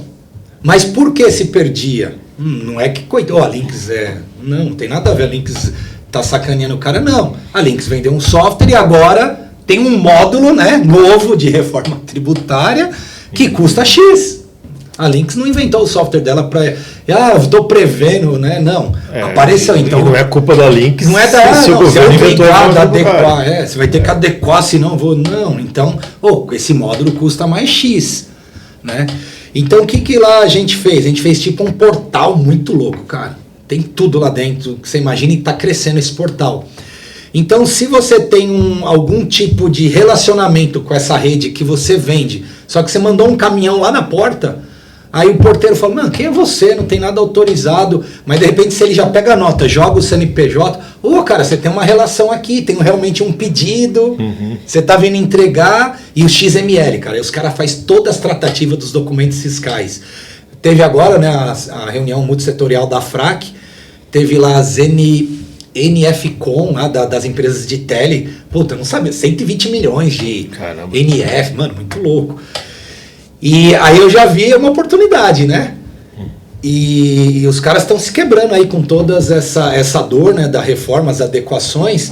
Mas então é o seguinte, eu vejo como uma mega oportunidade. Vão surgir inúmeras ferramentas para você criar, adequar e ganhar dinheiro, cara. Interessante. Inúmeras. Quer ver? Vou te dar um exemplo que, mano, isso eu acho... eu fico triste e feliz, né? Você faz um RP e aí, sei lá, tô chutando, tá? Você cobra 2 pau por um RP. Tá tudo ali, cara. Tá completo, financeiro, contas a pagar, receber, PCP, transformação, integração bancária, vários módulos, né? Tá ali, custa 2 pau. Toda essa, faz de conta, 2 pau todos esses recursos. Só que lá dentro, cara, você se matou, né? Estudou, tem que manter, né, adequação fiscal, ver lei, e você cobra 2 pau. Aí lá dentro, cara, tem um módulo de emissão de etiqueta. Tá lá. E aí que eu falo do lance do facilitador. Por isso que os mobile, Android, revolucionou o mercado, né? Facilitou. Aí tá lá isso, cara. E, o cara, ele não quer, o dono... Ele não quer entrar lá, cara, acessar um módulo. Cara, ele vai lá e compra. Hoje você tem um módulo de etiqueta, por exemplo. você paga 500 pau. Muito mais fácil de desenvolver. Muito mais fácil de desenvolver. Uma impressorinha de etiqueta e cobra 500 pau. Você entendeu onde eu quero chegar? Então o cara se matou aqui para manter um software de 2, às vezes até de 1.000, né? Vamos descer o nível. E aí o cliente também, além de, lógico que ele paga o RP, só que ele paga, ele meio que duplica, né? Paga em duplicidade, porque ele usa o mobile no celular dele. Eu tenho um amigo que ele fez um software desse. E eu comecei a estudar esse mercado. Então ele cobra 500 conto naquilo. Então, ele está resolvendo uma dor, né? Está resolvendo uma dor. E qual o custo? A estrutura é bem menor do que um RP. Então, quando você fala de reforma tributária, eu vejo esses gaps. Entendi. Entendeu? Esse portal lá, que a empresa que eu estou ajudando tem, né? Ele usa um gap que o cara, sei lá, pagaria um módulo de um RP de 100 mil reais, um módulo adicional. De repente o cara vai pagar 5 pau, 10 pau, né, de SaaS. Então eu vejo esses gaps, muita oportunidade, cara, muita oportunidade. Bom, estamos encerrando aqui. Muito assunto, né? Eu nunca mais, não volta mais aqui, não, você fala demais, cara. Não, eu que estou segurando o tempo aqui, né?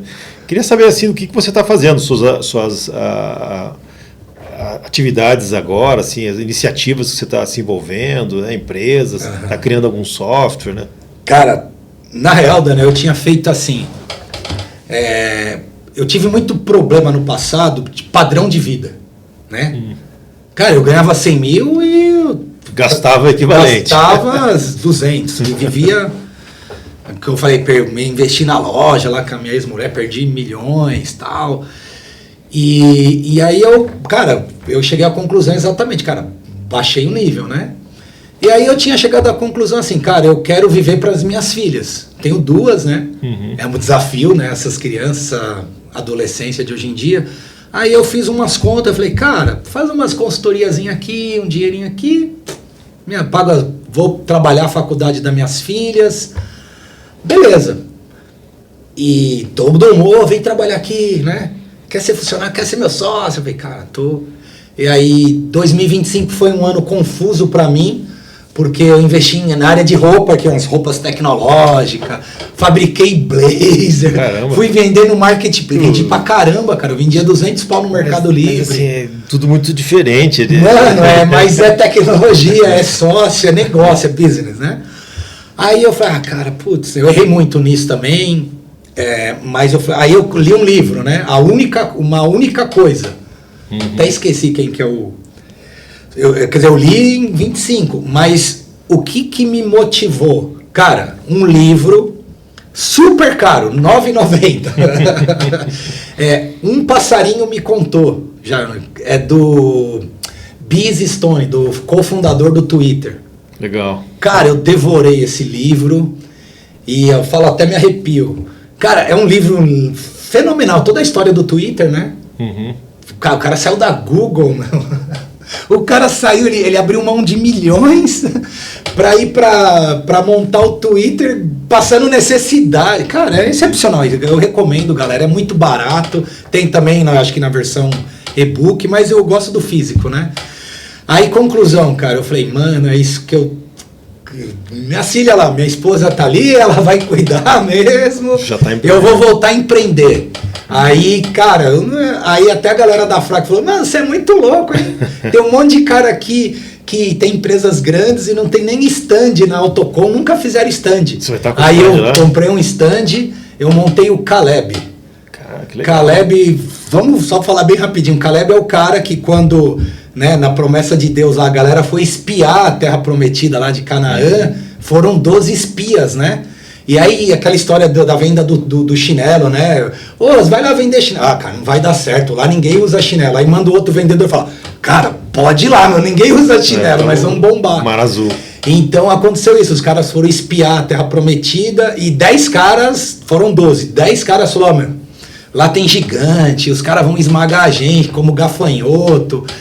E aí o Josué e Caleb Ele falou, não, meu, vamos lá tem, né, a terra emana mel, tem as frutas e tal. Aí eu montei o Caleb. Caleb é um portal de boletos.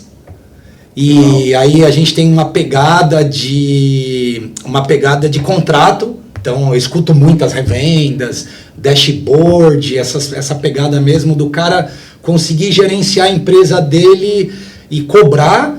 E estamos numa pegada de tipo mandar um contrato eletrônico e ter os modelos de contrato. O cara já estamos integrando, ainda não está pronto, uma API, né, de já o cara assinar no WhatsApp e tá lá o contrato. Você e fazer as gestões, split, equipe de vendas, trabalhar isso. Então, cara, aí eu voltei a virar à noite. A gente junta os sócios à noite, na madrugada, fica subindo. Falei, galera, eu vou lá no podcast, tem que subir o site, tá meia boca. Aí mudamos o site inteiro.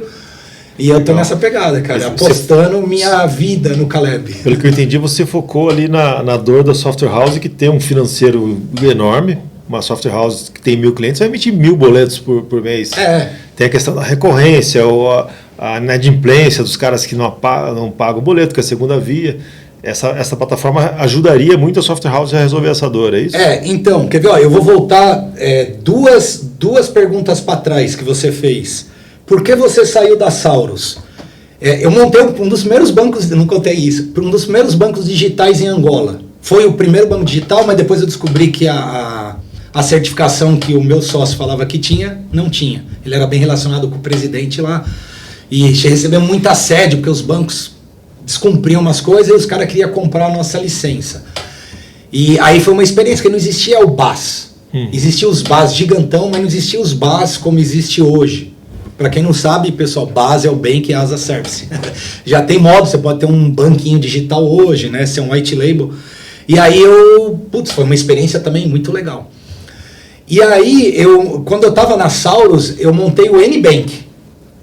O N-Bank era isso também, era tipo... Só que o N-Bank tinha também a parte de NFSE, que a Saurus não tinha. Tá. E aí eu meio tentei fazer um acordo e falar, não, a Saurus não tem, vamos integrar, e eu queria pegar todas as revendas e expandir.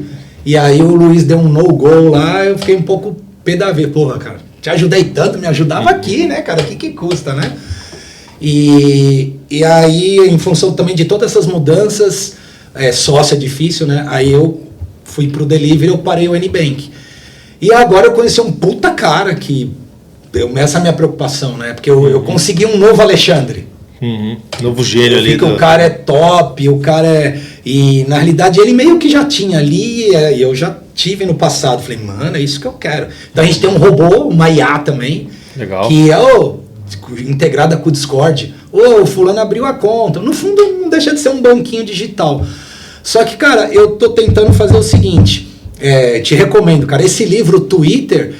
Eles escutaram muito o cliente. E muitas coisas que foram disruptivas no Twitter é o que eu quero que o Caleb se transforme. Hoje eu já percebi isso. Eu estou mirando, já mirei as revendas, as software houses. Que é um público que você já conhece muito. Que eu conheço, a galera, né, já sei da dor. Todo mundo já quer implantar. Também a software house, vou fazer talvez lá no portal dos caras, já pôr lá um módulozinho. Só que eu quero escutar os caras eu acho que igual o Twitter, que eles fizeram o hashtag que revolucionou o Twitter, foram criados fórum, né, o discurso através do filtro da hashtag, e revolucionou o Twitter, isso. O arroba, uma menção, tudo isso vem de cliente que pediu. Então eu tenho certeza que alguém vai pedir alguma coisa para a gente ter no Caleb. Né? É bacana. E no N-Bank eu já tinha feito isso, tipo um split, a gente integrou com uma mega adquirente de tipo fazer split do motoqueiro com a pizzaria, fizemos um piloto e isso sempre ficou. Aí agora concretizei. Se você coloca nesse portal a emissão de boleto, emissão de nota de serviço, você resolve praticamente 90% do financeiro de uma revenda. E cara, assim, eu não posso falar agora, mas tem coisa, eu saquei uns gap aí no mercado, e eu quero homologar também 2 grandes plataformas de mercado, RPs gigantes, e criar umas coisas diferentes. E eu acho que vai dar muito certo. Bacana, parabéns. Minha mulher que tá brava comigo, que à noite às vezes eu tô lá. Continua agora varando noite empreendendo, né? Não, mas Não, cara, então, estaremos lá na Autocom. Fui lá, cara, compramos stand, vamos estar lá. Bacana, vamos te visitar lá. Já tivemos a galera já sondou. E já vai vender a empresa. Não, eu falo no sentido assim, cara, isso é legal, tal. Lança primeiro. Meu, que legal você falar isso, porque isso aqui que você ia dar... Não, porque todo mundo sai de grana, né? Sim, que ajuda, não é assim... Dinheiro é importante, não é, mas não é só o dinheiro, né? Esse grupo que estava querendo estar junto, eu queria estar com os caras, porque os caras são monstros aí no mercado e tal. Mas, cara, assim como Transire, qualquer empresa pode ter uma mega parceria com o Caleb. Né? Legal, bacana. Porque o pacote vai o Hugo junto. Sim, sim. Porque eu quero trazer isso. Pô, a Transire quer conectar software house, ecossistema, revenda. O pacote do Caleb está aí, está o Hugo junto para trazer esse ecossistema. Essa experiência de anos aí de construções de canal, né? Então, além do Caleb, né, que vai estar na Autocom, estou tendo uma experiência nova, né, que é SAP. A vida inteira eu nunca tive contato com SAP e agora estou prestando serviço para um grupo que está presente na América Latina, né, que é a Intelsys. E aí são 3 empresas do grupo: a Intelsys, a Valiant Group, que é uma fábrica de software, né, atendendo diretamente os projetos corporativos, é bem legal, e a Skin Labs, que é a empresa de marketing, né, criação de marca, enfim, todas as estratégias nessa área de mídias, né. E tem o Delivery VIP lá, né, que a gente cuida de todo esse ecossistema, né, de software house e revendas. Para a gente fechar a conversa aqui, como que nossa audiência pode te encontrar? Se quiser falar com você, a gente vai deixar na descrição do vídeo também, o Instagram, LinkedIn, como que você prefere? Não, cara, o meu LinkedIn, né, Hugo Jean Pardal, o meu Instagram, apesar que o meu Instagram é um pouco pessoal, às vezes eu tenho essa guerra comigo, né, de transformar ele em corporativo, mas eu não... Mais do LinkedIn. Mas é mais LinkedIn, mas alguma coisinha do Instagram, talvez eu direcione agora com o Caleb. Esse é o detalhe, né? Como eu estava prestando serviço, então talvez agora eu direcione. Então é Pardal Hugo. Pardal Hugo, né? Pardal de passarinho Hugo no Instagram. Bacana. E qual o seu último recado aqui para nossa audiência dessa conversa fantástica que deu uma volta na sua vida? Cara, eu penso isso. Lá dos 9 anos. Um livro, não é que a história da minha vida, né? Eu já pensei. Tem o Diário de um Banana. Sim, já vou dar spoiler, alguém vai copiar. Eu conheço esse livro, meu neto adora. É um quadrinho, tem né? Tem uns quadrinhos, tem uns filmes também e tal. Eu queria fazer tipo uma história meio baseada no Banana, com texto e desenho. Umas histórias engraçadas do mundo de tecnologia, automação, umas loucuras que aconteceu. Não, e você falou disso aí, tem o pessoal do Vida de Suporte. Que faz muito história de quadrinho baseado na nossa área, né? Então, cara, o recado que eu falo primeiro é a gente entender que, independente das empresas, tem o ser humano mesmo, cara. Todo mundo é ser humano, tem o próximo, né? E a gente tem que entender, né, o próximo. Eu acho que o grande desafio é a gente fazer a leitura, né, se colocar, né, na posição do outro. Usar empatia. Cara, e a mensagem é a mensagem de Jesus, né, cara? Amar o próximo mesmo, né? A gente tem que se esvaziar da gente e amar o próximo mesmo. E, cara, e o resto, assim, é o tirar a bunda da cadeira mesmo. TBC. Trabalhar, correr atrás. E, cara, e correr, e ser sincero, né, cara? A gente não... Primeira pessoa que a gente engana somos a nós mesmos. Né? Em 2025 eu me enganei pra caramba. As desculpas verdadeiras, né? A gente não pode se enganar, cara. Puta, não adianta você querer ter um software e falar, puta, eu não vou integrar, eu não... Cara, ou você faz ou não faz. Né? Então a mensagem que eu falo é isso. Primeiro, cara, ser seguidor de Jesus, independente de religião, né, cara? A mensagem que Jesus deixou. E, cara, trabalhar. Nada supera o trabalho. Muito bom. Bacana. Cara, e te agradeço e desculpa que eu... Imagina, cara. Porque eu também, assim... o problema também é que eu tô nessa fase de aceleração por causa do projeto. Então sim. Eu tô empolgado. Empolgado. Dá para perceber a sua energia como você fala. Tal. Eu acho que também é sobre isso, galera. É pôr a energia no que a gente acredita, né? Muito bacana. Legal. Nos visite lá, Autocom lá. Caleb. Bacana. Bom, pessoal, espero que você tenha gostado aí dessa conversa aqui com o Hugo João Pardal.